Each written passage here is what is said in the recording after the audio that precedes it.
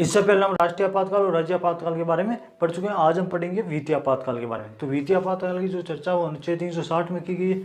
वित्तीय आपातकाल की घोषणा किन परिस्थितियों में की जाती है? जैसे राष्ट्रीय आपातकाल की घोषणा कब की जाती है? तो युद्ध हो जाए या बाह्य आक्रमण हो जाए या आंतरिक अशांति फैल जाए तो राष्ट्रपति राष्ट्रीय आपातकाल की घोषणा करते हैं। राज्य आपातकाल की घोषणा कब करते हैं?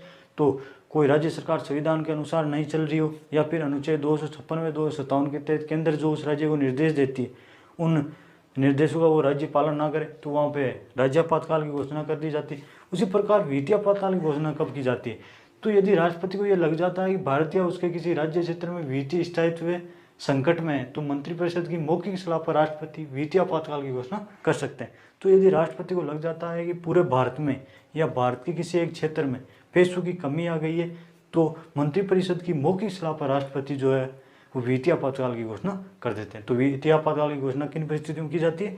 यदि राष्ट्रपति को लग जाता है कि या तो पूरे भारत में या भारत के किसी एक क्षेत्र में पैसों की कमी आ गई है तो मंत्रिपरिषद की मौखिक सलाह पर राष्ट्रपति जो है वित्तीय आपातकाल की घोषणा कर सकते हैं। अब हम समझते हैं वित्तीय आपातकाल की घोषणा कितने समय के लिए की जा सकती है। तो वित्तीय आपातकाल की घोषणा राष्ट्रपति सर्वप्रथम 2 महीने के लिए करते हैं, फिर 2 माह के अंदर अंदर संसद द्वारा संकल्प पारित करके, किससे? ध्वनिमत द्वारा। जैसे राष्ट्रीय आपातकाल में क्या था?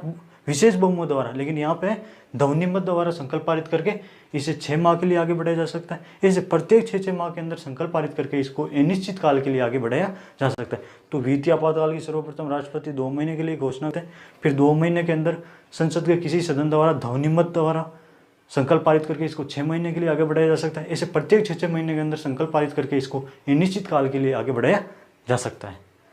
अब हम समझते हैं इसकी समाप्ति फिर किस प्रकार की जा सकती है। तो निश्चित अवधि के दौरान संकल्प पारित न करने पर यह स्वतः ही समाप्त हो जाता है। जैसे 6 महीने के लिए संकल्प पारित किया, फिर जैसे ही वो 6 महीने समाप्त हुए, समाप्त होने के बाद जो है वो आगे के 6 महीने बढ़ाने के लिए संकल्प पारित नहीं किया तो जो है वित्तीय आपातकाल अपने आप समाप्त हो जाएगा।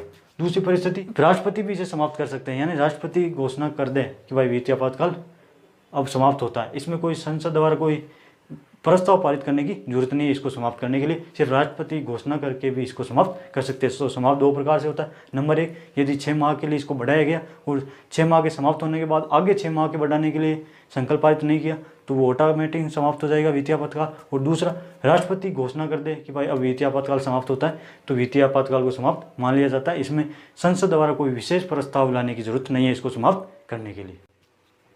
अब हम देखते हैं वित्तीय आपातकाल के प्रभाव, यानी वित्तीय आपातकाल से कौन कौन सी चीज़ों पे प्रभाव पड़ता है। तो केंद्र राज्यों को वित्तीय औचित्य संबंधी नियमों का पालन करने के निर्देश दे सकती है, यानी केंद्र राज्यों को ये निर्देश दे सकती है आपको कहाँ पैसा खर्च करना है, कहाँ पैसा खर्च ना करना है।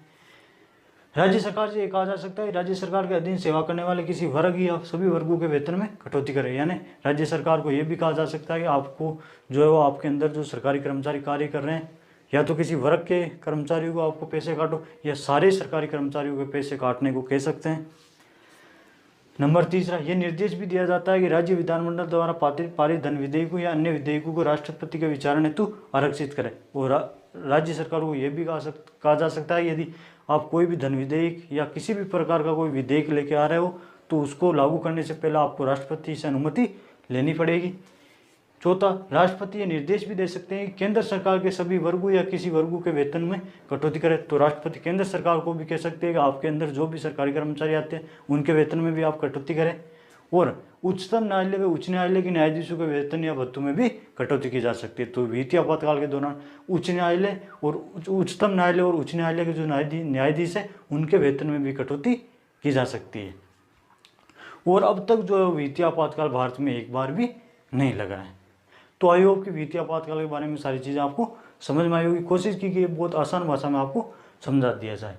तो मिलते हैं अगले वीडियो में, तब तक के लिए जय हिंद। आप लीजिए इसका स्क्रीनशॉट। मिलते हैं अगले वीडियो।